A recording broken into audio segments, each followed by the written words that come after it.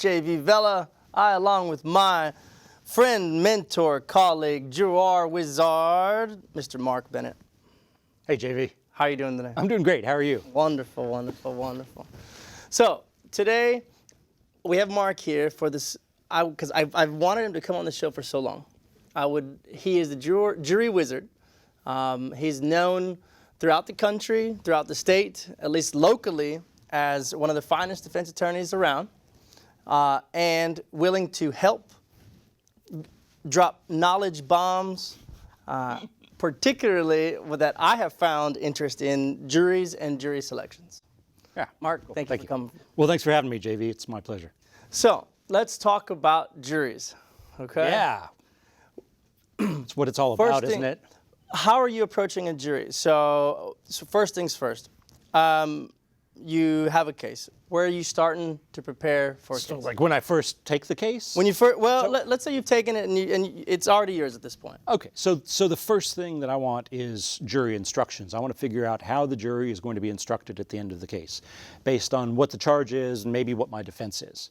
Because everything else working backwards through the trial is based on what the jury instructions are going to be. You can't know what your closing argument is going to be until you know what the jury instruction is going to be. You can't know what evidence you want to present until you know what the jury instruction is going to be. You can't know how you want to cross-examine the state's witnesses, what opening statement you want to make, or how you want to voir dire the jury until you know what the jury instructions are likely to be. What if you don't know what things are going to come out during the course of a trial? And so you might find yourself having one jury charge with scenario A, jury charge with scenario B, jury charge with scenario 3, or you're just not looking at your case well enough. No, it might happen that you say, okay, I think we're going to be able to put on enough evidence to show self-defense, to get a jury charge on that. But I'm not sure. I think we might have enough evidence that we can get a jury charge on defense of a third party, but I'm not sure. So I have all of those possibilities in my mind. Okay, if it goes this way, then this is what I'm going to argue. If it goes that way, this is how I'm going to cross-examine the cops. Ideally, this is how everything is going to shake out, and this is what the jury instruction is going to be. Are you typically writing out your jury charges? Now, I know we have some language that is, we want to stay away from the boilerplate, but the instructions regarding, I don't know, some of the boilerplate language. Well, yeah. Okay? I mean, are you writing them out? And you know, most judges are just going to follow whatever is in the charge bank. Sure. So that's one source, is the charge bank, and I'll look at that and say, okay, here's what's in the charge bank, and that's sort of our baseline. Now, how can that be better? Well, how could I improve that? What kind of objections could I make when we get to the charge conference to convince the judge to use different language? What other language could I propose? The state bar has their jury charges, and they're better written than the Harris County Charge Bank jury charges. When I say they're better written, they're easier to understand. And even when jury charges are written the best they can possibly be, linguists have found that jurors just don't understand them. About half of jurors understand about half of the jury charge, even when they're written as clearly as possible. Are you looking at the jury charge and crafting closing arguments before you're even considering voir dire? Crafting closing arguments, I would say no. I'm not actually saying, okay, I'm going to argue this, and then I'm going to argue that, and then I'm going to argue the other. But I am looking at the jury charge and sort of thinking about what language from the jury charge would be most helpful to my theory before I even get to voir dire.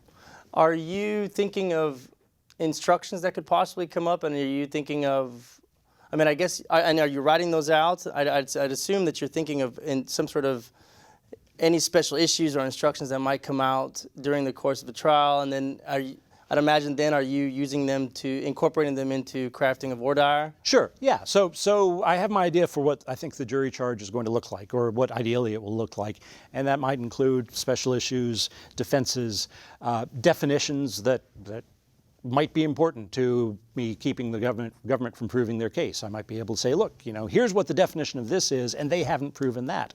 Government disregards this a lot of the time, and I've actually looked at a lot of jury charges that don't define things like individual, right? So a person includes an individual. What's an individual? An individual is a living human being. How about that?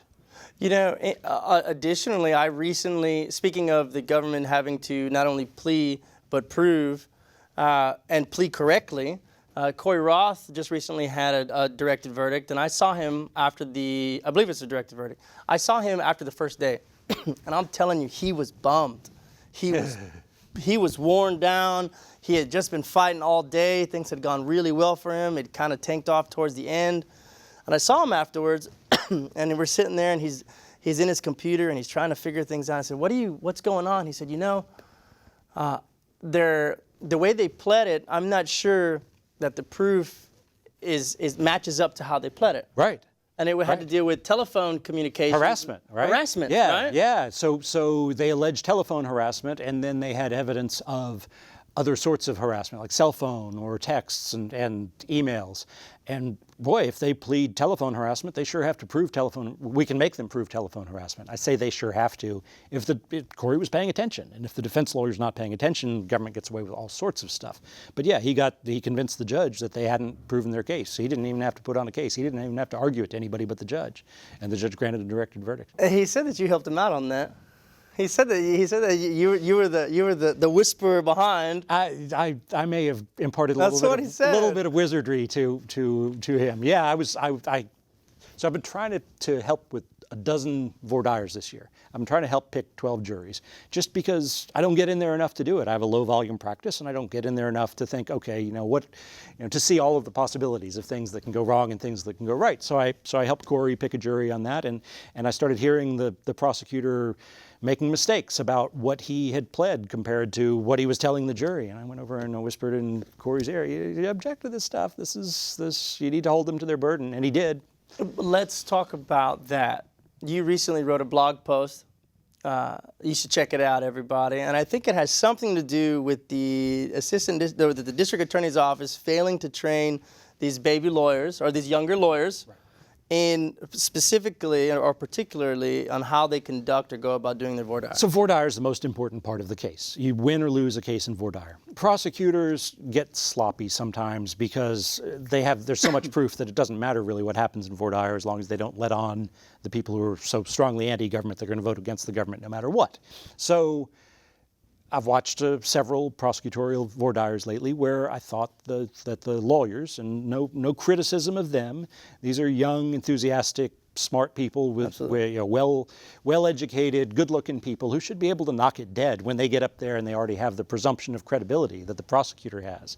But they flubbed their voir dires, and I attribute it primarily to they're following scripts. They're following other people's scripts, and they don't understand the scripts. So they don't have the sort of training that we used to see in the DA's office, where a young lawyer might be trying a case and and somebody with several more years of experience would be sitting second on the first couple of trials and saying, look, try this, do the other. Instead, we've got lawyers who have maybe a month of experience, who have somebody with maybe 6 months of experience sitting second. The person with 6 months of experience learned from somebody who had 6 months experience more than them, and there's no body of wisdom that's getting passed down on how to start persuading a jury in voir dire. I mean, this is to my client's benefit, obviously, but that's not all there is in the world, right? If on a particular client's case, I'm not going to fuss about it, but we're members of the community as well. And what has made the Houston Criminal Defense Bar the best in the country is that we've had strong opponents. And if we don't have strong opponents, then we're going to slide downhill as well. So let's talk about getting voir dire together, right? Sure. Okay. Are you a fan of PowerPoint? If so, how? Are you a fan of demonstrative? If so, how? I am very much opposed to PowerPoint. Okay. Voir dire. So human being, and first of all, one theory behind PowerPoint is that people are so used to looking at the screen that we should feed them more time with the screen, right? Because that's how people are used to communicating. And I see the argument, but I think more importantly than the last 20 years of people watching screens is 150,000 years of being human and sitting around a campfire listening to stories or having people make eye contact and talk to us and listen to us. And I think that with being on screens all the time, that we're losing that. And people, I find, are hungry for it. Jurors want us to talk to them. They don't want to look at something on the screen. They want to have a conversation with us. And it's something that isn't a big part of modern life in the way that screens are. So I think we ought to get away from the screens in jury selection. I think there's a place for them in trial, but I think get away from them in jury selection. I've seen you speak at CLEs, and you particularly do a phenomenal job on your presentation. And you sent me one time you sent me this app. And it was Prezi, probably. Prezi, yes. So I've tried that, and it's a CLE presentation can be scripted. Sure. And Prezi was really cool because it was like PowerPoint, except not linear slide, slide, slide. You'd have the big picture and you could zoom in on different parts of it and move around to different parts. I've decided that that's not the best way to communicate in CLE either. I think that for CLE, what we're doing here, just people talking to each other is much more effective for teaching. Do you say no to any imagery at all? No, no. In Vordaer, I'll use printed placards. Right? So I'll have a piece of law that I want to talk about in Vordaer. The law of self-defense would be a good example. I'll have it printed on a 2x3 piece of cards of paper and then dry mounted on what do you call it? Foam core. On foam core. So I'll have some of these, and I might have a box full of them where I can pull out something and stick it up there. That's one thing about PowerPoint is it's so sequential. You can't just say, okay, let's jump to slide number 17. If there were a system that would allow that, I might feel a little bit better about it, because then we wouldn't be following a script. We'd be putting up images to match what's going on. So that's what I'll do, is I'll pick up something that matches what we're talking about now. So it's not it's not on a screen, it's something physical, and people can tell that it has some weight and some heft. There's one court where I'm about to pick a jury in the next few months that has blackboards, and I saw blackboards in the court and thought, oh yeah, nice. This is really cool, right? Because think about when you were looking at people writing on things on blackboards, and you're probably a little younger. I remember the blackboards. I'm probably right? the last gen, yeah. Right, but yeah. So people, we get into this, and they say, train in the same conditions that you're going to fight in, right? So because our brains get accustomed to something meaning something, right? So our brains are accustomed to the blackboard, meaning the teacher is going to tell us something and we're going to pay attention. So these blackboards are just going to be a whole lot of fun. And I had thought before I went to this court and saw the blackboards, man, I'd love to have a blackboard to take to trial. And if it works, I'll buy a couple and schlep them around with me. That's the other thing. You got to schlep those things around. I know. You're gonna have to go old school. I know. Well, I'll get a couple of law clerks to do the schlepping for me. Today, speaking about Vordaer presentations and things in the courtroom, supposedly they're going to spend $80,000 a courtroom. I heard this today. For electronics, right? Right. $80,000. I mean, imagine you could do your whole house for. I wonder what kind of system they're gonna have, top right? Of the line, right? You're playing some music and somebody's, I hear they're gonna do holographic 3D in that. That's what I hear. Michael Jackson's gonna give the argument for the state. Tupac is gonna come out too. Oh. Yeah, no, $80,000 is insane. What are they thinking? And the other thing about this technology is it all becomes outdated so quickly. Right. You put in hard technology and a year or two later you need something new. Like the equipment that they had in there, it was state of the art in 2001. How quickly did it become non-state of the art? They had those big rear projector TVs, right? Those were not state of the art 3 or 4 years later, and people didn't use them. And now they've put in flat screens. In the most awkward, terrible positions. I mean, if they work at all. It's literally like somebody said, yeah, why don't you just go put a TV over there and put a TV over there, put a TV. Right. Look, if here's to whoever's in charge of fixing this courthouse and putting $80,000 of taxpayer money in that courtroom, somebody better hire some feng shui expert, or at least just somebody who has half a brain to position them. Somebody who's picked a jury, perhaps. Yes. Right? Yes. Because if you look at the way they're set up now, somebody looked at the courtroom and said, okay, well, clearly the judge over there, that's a very important person. And so we're going to have screens, everything directed toward that person. But no, the most important people in the courtroom at any moment are the people out in the audience. Most important people who are ever in the courtroom are going to be the potential jurors out in the audience. Once they become jurors, the case is probably already decided. Let's talk about presence, okay?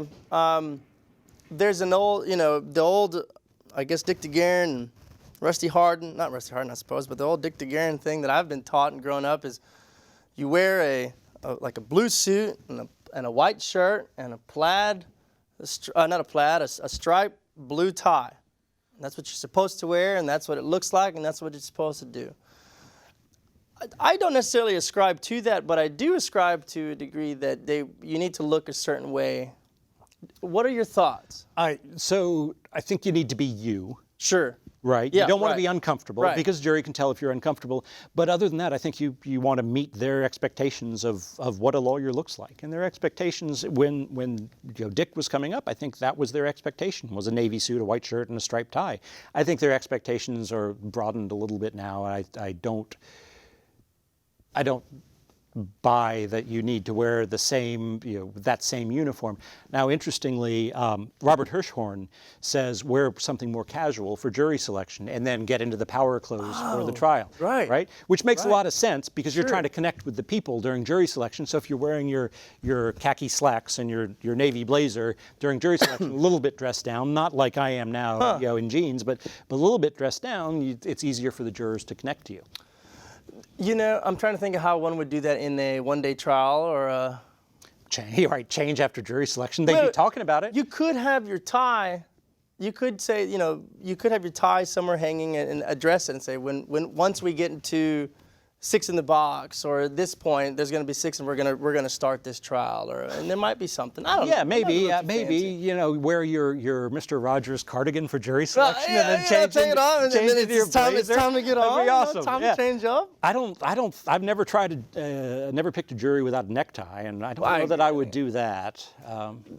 Let's talk about aesthetics. And so you talked about you use these foam nice cutouts that you want, no screens. Right. Do you use any other items in your voir dire? I haven't. I mean, I would if there were some prop that I thought was useful. I might, but So I saw What's your thought? Robert Pelton one Yeah. time at a CLE. okay. And he was talking about presence in a jury and talking to people, and he said, "Well, why is it important?" And he went into his bag and he pulled out these chains, and they clanked, right? Yeah. And it was obviously for the CLE, but that stuck with me. And then he put that down, and then, well, why is something else? And then he pulled out a lighter, or he did something, and he had these things in his hand, and you could see it. I took that. And I'd like to, and I've seen Todd DuPont. Yeah. Sometimes he'll put something in voir dire and say, everything looks like a hammer, and everything looks like a nail when you're a hammer, right? And at the end he'll have a handful of nails, right, and put it, or holding a hammer. I've seen these things done. Yeah. Have you ever used those, and what are your thoughts on things like that? Nothing physically metaphorical like that in jury selection, right? Because that's what it is. It's something physical that tells a story. I don't think it's a bad idea. I've just never felt the need. I use this block. It's a black block, okay? And I have an image. I use PowerPoint, but very rarely do I put words. It's images, Okay. okay? Yeah. And one of them is a scale of justice, and it doesn't start equal. It starts this way because this is where the presumption of innocence is, and then it stays here and never moves. And on that image, there's a black cube, right? And that represents the presumption because it's deep and it's dark and it's strong. And on the other end, the government has to put their own blocks, and it has to bring that presumption of innocence up. And during that, I'm holding my cube, and it's an obsidian cube. Yeah. Beautiful Nice. cube, and I bang it around, and I spin it, and so in voir dire, people are like, this is deep and it's dark, and the only thing anyone else can presume in this life is death and taxes and the presumption of innocence. I love it. And so, I sit it there, and it sits with me in the trial, and it never moves, and so. We seat the jury, and then we do opens and closes, and if I don't, and I play with it during the trial, and it sits there, and then I bring it in closing, did they pick it up? Yeah. I like it, man. I love it. I love like it. it. But I wouldn't steal it from you. That's your thing. Well, but there's other so things. yeah, sure. So couple things you're doing there. Talking about wizardry, right? One is you're anchoring. You're anchoring the idea of the presumption of innocence to this physical thing, which they can see, they can imagine touching, they can see it, and they can, in their brains, they can feel it in their brains because they sense its weight and its gloss, and they know that it feels cool because it's obviously made of some sort of stone. Obsidian. Right? And they love it. It's obsidian. They love it. Yeah, they love it. They're like, ooh. From a volcano. Yes, right? that's right. Yeah. Exactly right. Yes. So the center of the earth. Yeah. Yes. So you're anchoring anchoring this idea to this physical thing, and every time they see the physical thing, they're going to come back to the idea, right? And you're also dealing with their kinesthetic part of their brain, which is the part of our brain that feels things, and it doesn't just feel physical things; it feels emotions. It's the same part of our brain. So you're triggering these feelings in them, and they're connected to you, and it's this burden that's on the state, and you've made it palpable, you've made it physical to them, and the state doesn't have anything to respond to that. They couldn't. So Mark has written about something that I've been a practitioner of for a number of years now. It's called loop theory, right? And pardon me, because I'm not the author of this. You are. But fortunately, we have the author nearby. Julio. This is how I keep the loop open. Okay. Mm-hmm. And that's the idea. So there's this idea is that, correct me if I'm wrong, but humans will try to go and finish the job at the fastest way possible to save as much energy as we possibly can. Okay. And the second that loop is closed, the second that they have found in their mind the most efficient way from A to Z, it's very, very difficult to reopen. To reopen. Right? Yes. Right. The loop is closed, the job is done, our brains don't want to revisit it. Right? But during that time when it's open, our brains really want to close it.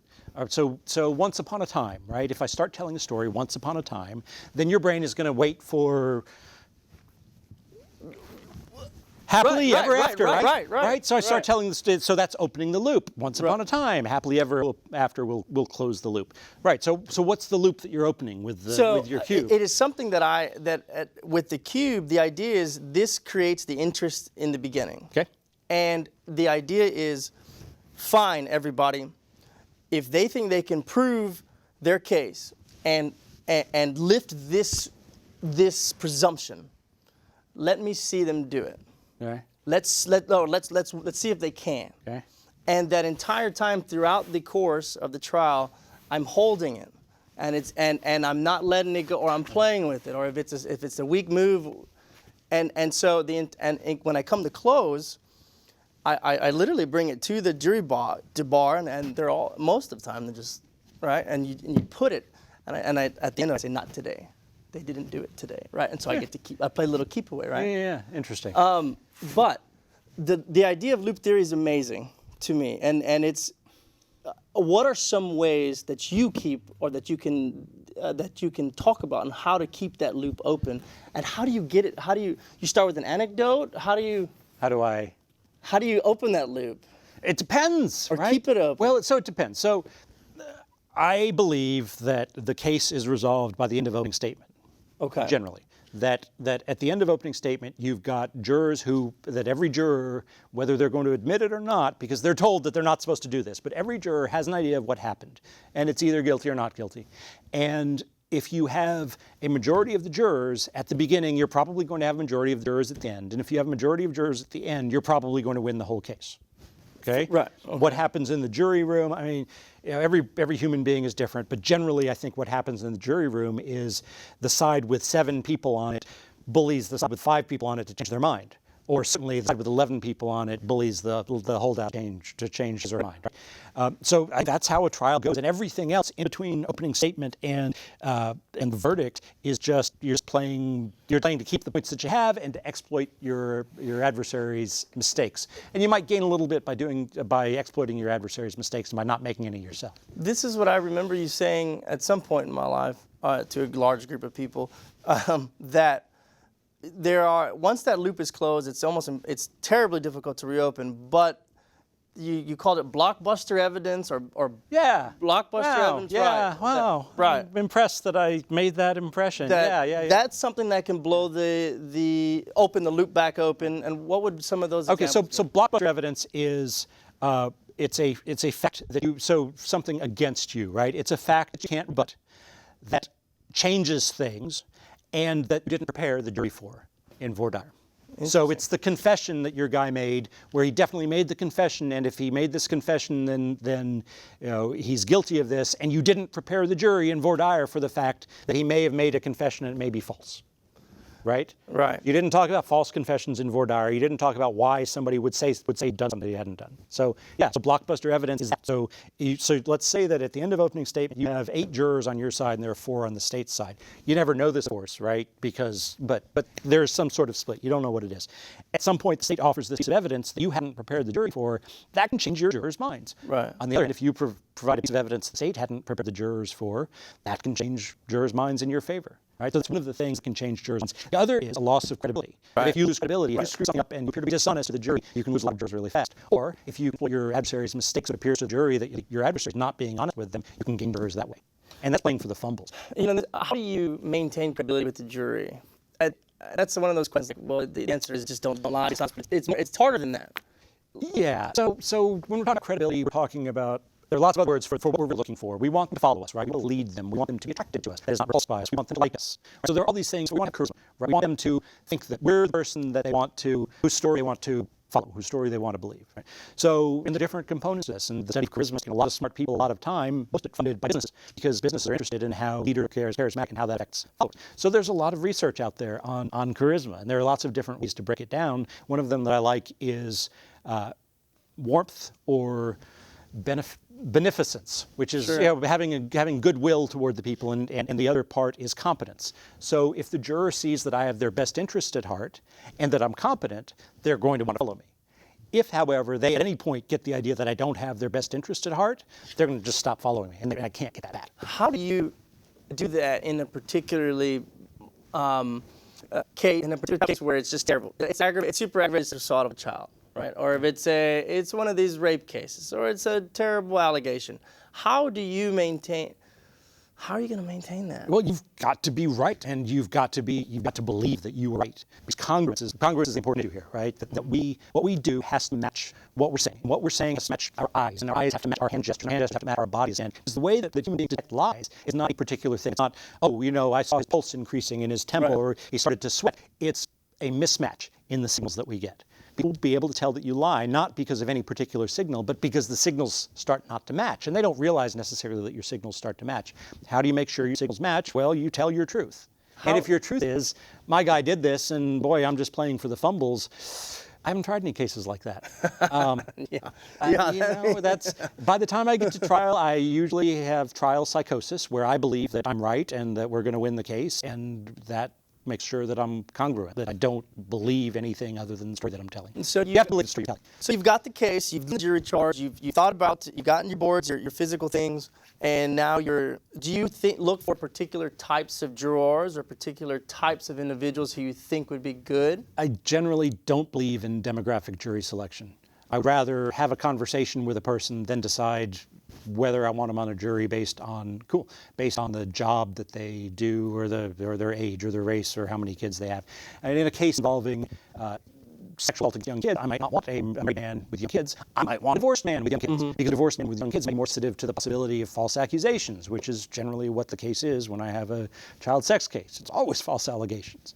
I'd like to. Yes, we'll put that on pause. I'd like to see how you go over the juror information cards and or if there's any pointers that you could shine on us. We got a phone call. Here we are. What's up, caller? Yeah, I would like to know how the jury wizard persuades jurors to take on his view during jury selection. Repeat that. What? How do I persuade them to take on my view? How he persuades them to take on his views. I mean, that's the whole game, right? Is getting the jurors to adopt my story. And the way to do that is to make it their story. Because if a jury tells me, this is what the defense is, they're going to believe it. If I tell them this is what the defense is, they're going to be like, okay, lawyer telling us what's best for his client. So the way to do that is to get a jury in jury selection to start suggesting possible defenses, given the facts as they're going to come out in a hypothetical situation, right? So you can't, in Harris County, there's this rule, it's not written down anywhere, but you can't talk about the facts. It's a nonsense rule, but most of the judges follow it, like lots of nonsense rules they follow. Why is it a nonsense rule? It's not written down anywhere. It's not a rule. That we can't talk about the facts. That you can't talk about the facts is not a rule. Don't you get into it being it's a conclusory answer. It's asking for Improper commitment question. Improper commitment is the objection, and certainly if you bring in the facts, you could be trying to commit jury improperly, but not necessarily doing that, right? You can improperly commit the jury without talking about the facts of the particular case. I think you can commit the jury without talking about the facts. Right. Yeah. Yeah, and you can do it improperly as well. Right. So this is so the two objections that every defense lawyer should be prepared to make at every moment during the prosecutor's dire is A, improper instruction on the law, and B, improper commitment question. Right? And you need to know what an improper commitment question is, and you need to know what the law is and how it relates to your case. I remember you put on a CLE. We used to do CLEs down at Beer Paredes. Yeah. Yeah, that was a great one, and you did PowerPoint presentations and did hypos as to what's a commitment question, what's not a commitment question. You know, there was one where, can you be fair if you hear evidence that somebody was chopped up, put in a freezer, and then cooked and eaten later? Right. Right? Right. So a proper commitment question includes only facts necessary to commit the juror to following the law. So if you add in extra facts, it makes the commitment question improper. But back to the caller's question. Right. So back to the caller's question, I want to present a hypothetical situation to the jury that allows them to, that doesn't leave any blockbuster facts out, right? So that they understand what the evidence is sort of going to show in a case like this. And I'll ask them, what might happen to you? How would you not be guilty? And people will suggest things, and sometimes they'll suggest crazy things. They just happen to be my defense. Actually, I have a theory that if the jury doesn't help your story, it's not a very good story. If you're in company defense, it's probably not a very good defense. Are you weaving this defense through the questions and how you're interacting with it, and if so, how? No, I'm not trying to lead them to it. I'm getting to a point where I can say, look, okay, so hypothetically, we've talked about the law a little bit, we've talked to the prosecutor, probably, so if it's a self-defense case, prosecutors probably already talked about self-defense. There's nothing I can do about that. But still not my suggestion. It's the prosecutor's suggestion. The prosecutor suggested self-defense. That's even better than the jury suggesting self-defense. Be like, okay, suppose that somebody killed somebody else, and there's no question that he killed that other person. How could he not be guilty of murder? And people say, well, maybe it's an accident, and that's true. Maybe this, maybe that, maybe self-defense, maybe he was trying to prevent some of the harm, maybe he was defending a third person. And I'll write them down a board. Right. Write out butcher paper, like these pads of butcher paper, or my blackboard in Southern County, right? I write them down, and then when it comes to opening statement, I can go back and say, you know what, you guys held it, and this is it. And circle one that applies. All the others, they're not important, but they come up with the ones. I don't want them to just lead them to the one defense. I want them to see that their process coming up with them, and then I can say, yeah, you guys are right about that. Is there a story or anecdote that you like to talk about in Radar? In the sense of like, how are you just going to say, I'm Mark, how you doing? Is that like, is that how it works?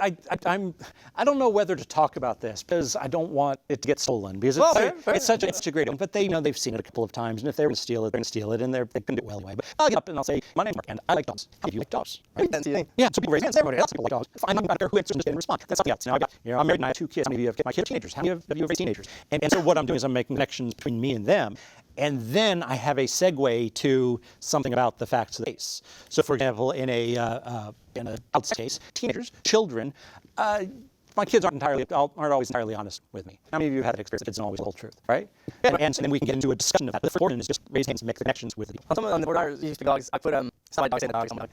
No, but it's a picture that so I have a chihuahua that looks like a Taco Bell dog, okay? And any Taco Bell dog looks like a chihuahua with a Taco Bell dog. Right. And I have this concept when I'm going over, and it's on a screen, and it's the idea of this pack, and that they're guard dogs, right? And in order for to get to reasonable suspicion, I get past this dog. Oh, and like you're up the stairs, right? And the first dog uses the stairs. And the first dog, I said, who here loves dogs? Yeah. Well, let me show you my dog, and here's reasonable suspicion, and it's a chihuahua. Yeah. And then I say, okay, well, who is this kind of dog? And then the next dog is a British Bulldog, and then that's probable cause. And who is this kind of dog? Who is that dog? Oh, yes, Cerberus, beyond a reasonable doubt. No, I did. Let me tell you. Okay, so next one is Rottweiler, that thing. And then beyond reasonable doubt is a pack. Okay, it's a pack. Initially, it was service, but I found that, and so you got to get past, the law has to pass this dog to get a reasonable doubt. It's the guard dog, and who's the guard dog? That's why I'm doing a pack. Instead of 12, 13, depending on the 6 service children. Well, so us, we are the guard dogs, and if they get through us, they got to get through. Yeah, I serviced one or twice, but it's an ugly picture. Yeah, it's an ugly dog. We just went to Chihuahua. Tail behind service. Yes, and so right, that's why I changed it to, and then I changed it to a pack. Then I thought of putting a wolf pack. I think people want to be wolves. Huh, I want to be wolf. Well, I know. All right. Well, I mean, some want to be wolves, right? Yeah. But I changed it to a couple of shepherds, and it's a couple of people, and it's a couple of beautiful dogs, a couple of labs, Dobermans. That's the capacity.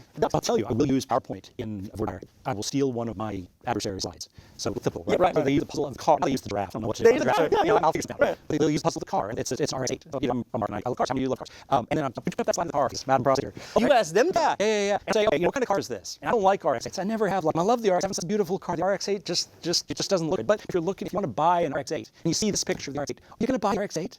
It's a puzzle. And what's behind the bits and pieces? We're not going to have RX-8, right? Well, yeah, if they have something that I will steal. So I can't wait to do my on this.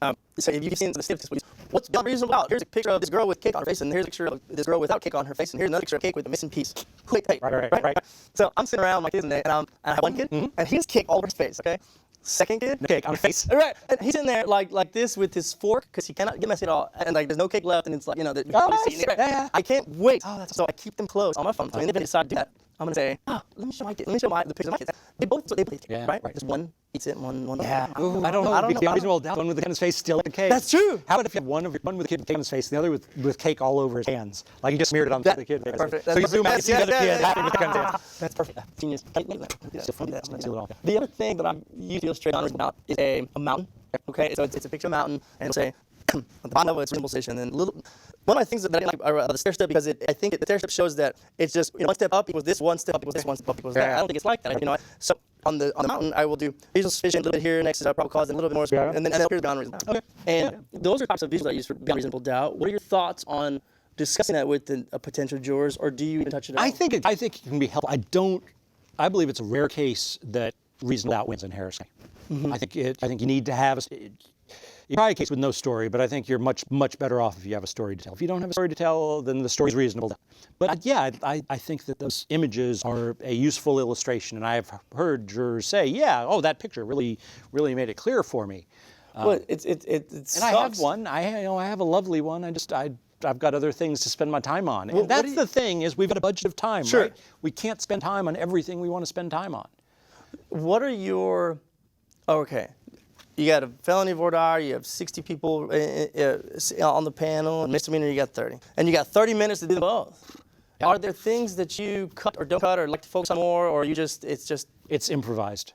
I will have an outline of 3 or 4 topics that I want to do my best to cover, but beyond that, it's improvised. And if I want to get people talking, so if juror number 6 says something, I want to ask who agrees with juror number 6, or how many of you agree with juror number 6? And they're different questions, right? Mm-hmm. Does anybody agree with juror number 6? Implies that maybe nobody does. And if you don't want a lot of hands raised, you say, does anybody agree with that, right? How many of you agree with that? Implies that certainly some of you agree with that. And if you want a bunch of hands raised, say how many of you agree with it. Interesting. Right. It's magic and it works. So I'll follow where it leads and try to get my stuff covered. And I'll have somebody watching the panel for me so I don't have to take a bunch of notes. I've got some scaled questions. That's okay. Next thing. Let's talk about some. So the scaled questions that lawyers like to use scaled questions, and it's helpful to have a scaled question to make that last couple of calls on your peremptory challenges, right? Do you want to strike juror number 17 or do you want to strike juror number 19? Well, we didn't hear from either of them, but juror number 17 said 5 to the law enforcement pride question, and juror number 19 said 1, so let's take juror number 19, right? The scaled questions that I have are from the Revised Legal Attitudes Questionnaire. I like to do all of this stuff based on at least nominal science, right? And it may not be the tightest science, but at least there's some basis for this. There's been some psychological research into how this works. So the theory is that the worst jurors for us, the best jurors for the government, are what's called right-wing authoritarians. And they're the people who voted for Trump because Trump was going to make things better, right? As opposed to the people who voted for Trump because, LOL, wouldn't it be funny to have Trump as president? So the right-wing authoritarians are the people who, all else being equal, we want to eliminate. Might be different if we're representing a cop, but in most of our cases, we're not representing cops. So there's the Revised Legal Attitudes Questionnaire, which is intended to sort out the right-wing authoritarians from the others. I don't know what this revised legal... It's got 23 scaled questions. Okay. It's got questions like, a person should be required to testify on his own behalf. Or it is more important that an innocent person go free than a guilty person be convicted. And then the scale is 1 to 5. It's from strongly disagree to strongly agree. Why is it 5? I don't know. It could be 4. I do 4. Yeah, 4. There's no middle ground. I mean, there's no. That's no 3. I don't want 3s. Yeah, I don't know. So Likert scaled questions, I think, are traditionally 1 through 5. I don't know, but it's social scientists using them, and they may not be trying to push people to one end or the other. So, what are some other examples that you particularly like to use? I use the what's the one thing? I mean, more important. Better. Yeah. What? Yeah. You can't let one go down for an innocent person can't go down. It's easier to let. All right, here it is. It's better to let one go free than to convict an innocent person. So there's one about children. It's something to the effect of, it's more important for children to behave than to be creative. something like that. Right. And something about child raising. So none of them are about the facts of my case. They're all just Right. people's attitudes about this stuff. I've actually tried a couple times in federal court to get a written questionnaire with these questions, and the judges don't like the fact that it's not geared to the facts of the case. Right. But it gives us so much more information than anything geared to the facts of the case would give. What are some, are there, so you get a juror information card, are there things that you look for at all? Yes. Okay, what are some things that you just like to know about? So being a complainant in a criminal case. Oh, interesting. Being involved Right. in a criminal case, Sure. right? There's that box. Being on a criminal jury, right? Do you like them or do you not? All else being equal, I want to eliminate people who have served on a criminal jury before. A couple of reasons. One is the prosecutor has accepted them before. Why would I accept them now? Right. Another is that if they acquitted before, the prosecutor probably poisoned them by saying, oh, you know, what you didn't know about this case Right. is, and there's that ethical violation where they're Right. trying to influence jurors' future jury service. And I think prosecutors do it all the damn time. Right. And so I don't want to take the risk that I don't want this to be somebody's second jury service. What about individuals who have criminal histories? What about them? I have found that those, I'm not all right, some, I have found that when they have criminal histories and they're sitting on a jury, and if they got it, they want them to get it too. I think it depends. It depends on the people. And I think so. Yeah, maybe so. And that may be more common than the other situation, which is, I went through this thing and I'm not going to make you go through it. Right. But people with criminal histories, come on, let's face it, the state's probably going to strike them. Well, they typically find them with like DWIs, for example, and it's an assault case or something, and he has a prior DWI somewhere else, or. Yeah, and the state doesn't generally strike them? They've come on. Yes. Typically, the answer is yes, but sometimes they come on the jury. I say, you know what? Come on, no, I don't. Okay. It doesn't help. We had a jury selection last week where one of the jurors had a burglary. The prosecutor said, this juror has a burglary. And of course, a felony conviction makes a person ineligible to serve on the jury. Okay, was that a deferred or was it a conviction? I don't know. Doesn't And that they mean looked the it up. same thing? And they looked it up. kidding. And no, it wasn't to the defendant. It was to the prosecutor. We didn't talk about it with the defendant. The prosecutor just thought that they were going to exclude this juror because of this burglary thing. Right. And I asked if it was a deferred, and they went and they looked it up, and sure enough, it was a deferred. Sorry, prosecutor. You want to get rid of that person, you're going to have to strike him. What are some other things that you look for in the jury information? So on the forms, I kind of want to know, it depends. So if it's a case with kids, like I said, I want to look at the range of ages of kids that the people have. If it's a case where there's an allegation of a false report, especially due to a divorce, I want to look for the people who are divorced, and I want to make note of them. Because it may not be something we talk about, it may not be something that I call to anybody's attention, but if we get down to that last cut, and it's a choice between a guy with teenage kids who's been divorced and a guy with teenage kids who's still married, I might want to get rid of the guy who's still married and keep the guy who's divorced, just on the off chance that there's been a false accusation made against him, or that he's had to think about the possibility of that. Have you found that age plays into a factor as to what type of juror that you want? No. See, I go back and forth. I don't know. I have found that these younger jurors, their ideas are, they're willing to accept or maybe not be so right-wing authoritarian, or maybe are challenging some things more than... Well, yeah, so sure. Younger people are generally less toward the right, right? And that's a function. I mean, it's like two bell curves, right? And one's shifted a little bit to the right of the other. If I didn't have any other information, I might pick the younger person over the older person, but I always have more information than that. Do you look into education at all? Or Sometimes it depends on the case. It depends on the case. I might have a case that's very brainy, right? That's a very intellectual case, and I might want people who are more educated. Or I might have a case that's not so intellectual, and it might not matter to me. Or I might want to adjust the mix of people on the jury, right? There's that guy, and he's got a PhD, and if he's on the jury, he's probably going to be the foreman, right? Or there's a good chance that he's the foreman and he's the leader of the jury, and I didn't get such a great feeling from him as I did from the guy next to him. So if I'm going to choose to strike one or the other, I'll take the guy with less education who I'm more comfortable with, rather than the guy with more education who's likely to be the foreman. Have you been in a position where you're able to predict the foreman? Yeah. Like from voir dire to end? Isn't that cool? Yeah. That's super cool. Yeah. That's super cool. Yeah. It's There's tough. our foreman. It's tough. Well, I've had several occasions where I've been very confident about it and been wrong. Oh, right. I understand. But you know, 1 time out of 12, I'm right at least. That's hard to do. We are just talking it up, and we have a caller. Where you at, caller? What about teachers and nurses? Popular idea that you know, teachers and nurses are you know, a special category of people who should be looked at especially. You know, so nurses deal a lot with cops. Often cops are married to nurses. Often cops are divorced from nurses. Nurses see the damage that's done to, you know, the damage that's done by crime. Yeah, nurses have some medical knowledge, and so if it's a scientific case, then you might not want them bringing that knowledge in. Right. Teachers, you know, on the one hand, they deal with kids, and so in a case involving kids, they might be biased toward the state. On the other hand, you know, they're generally more left-leaning and compassionate people than a lot of other professions. So I'd take it case by case. I don't follow any sort of demographic predictions at all.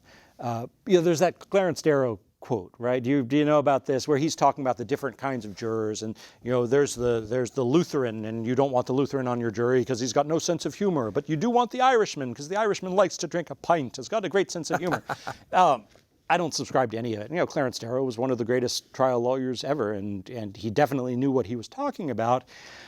I don't subscribe to it, and I think that maybe times have moved on from that. I think maybe the Irish and the Lutherans live close enough together that you can't predict which one's going to be the better juror for the defense. Let's talk about creating that presence or charisma. There's a trick that I remember you talking about, something about, you know, you grab your hand and it's or you remember something in your mind and you do this and then when you're speaking, the way your tone is and how you're projecting, the jurors can feel it. Yeah. Wow, you really listen well, JV. Dude, I'm a practitioner. Wow, That's so cool. Works of it, man. So this is a neuro-linguistic programming trick, right? You set a trigger, and when you set a trigger, you can give it some value, and then you can retrieve what's on that trigger later by setting off the trigger. So, trigger that I've used, was taught this by my hypnosis teacher, Mike Mandel. If you touch these fingers together, and it's these fingers because you don't often go through the day touching these fingers, so you're not likely to accidentally trigger that. And you look at it, and you say, awesome.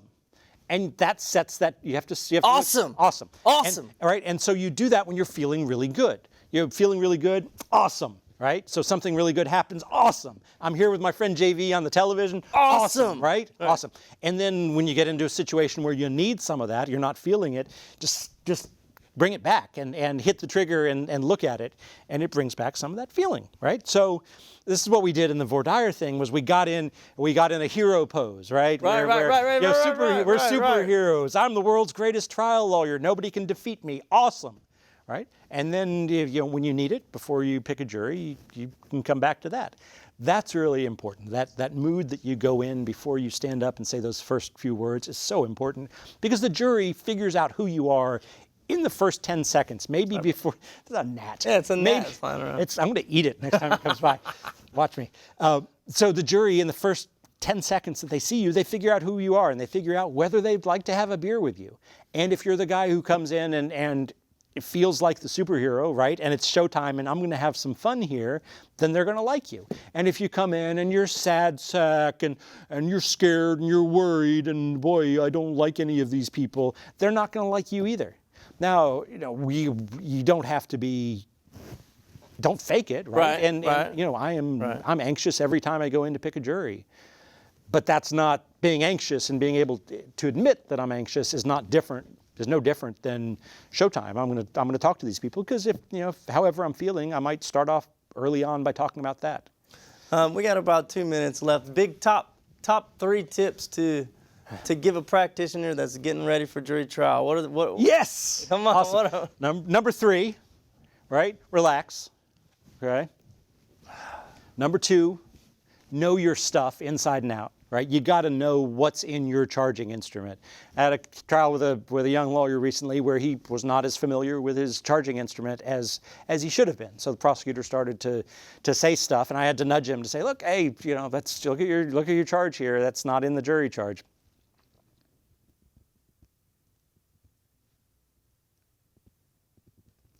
Listen, right? So listening is the most important thing in jury selection. What's important is not what you're saying to them. What's important is what they're saying to you. Sure. And if you don't listen to them, you're losing 90% of the value of jury selection. And this is a problem with PowerPoints and other scripts, right? If you have a script, you want to follow the script. Well, guess what? They don't have the script. And so the first comment that they have that's off the script, what do you want to do? Well, you want to get back on the script. Right. Because you have your script. You're prepared for the script. It's the worst thing. Right. So you don't listen and you don't respond appropriately to what they're saying. Anecdote. Prosecutor, we're picking a jury on a DWI or something. And one of the jurors says, my brother-in-law was killed by a drunk driver. And the prosecutor says, well, who else feels that way? Tries to move it to the rest of the panel, right? What do you do when somebody says my brother-in-law was killed by a drunk driver? Right. What do you do? What would I do? What would you do? What do you do? I would say, thank you for sharing. I'm so sorry. Right. I'm so sorry. Right? What else? We're still human beings. Right. We're picking a jury, but we're still human beings. Right. And they're human beings, so we treat them like human beings. And that might be the worst thing that you could hear in your case because you don't want everybody else thinking your client could have killed somebody, but they're still a human being, and so you give them the human reaction, and you've listened to them, and you've honored them, and you get so much more benefit from that than by thinking, oh no, they've poisoned the pool. The jury pool doesn't get poisoned. These people, their minds are not going to be changed by anything that happens in jury selection. And with that, Mark Bennett, juror wizard, loop theorist, hypnotist extraordinaire, thank you for being on the show. Thanks, JV. Thank you so much. For all of us here at HCCLA, adios, amigo. Cool, what fun. That was fun.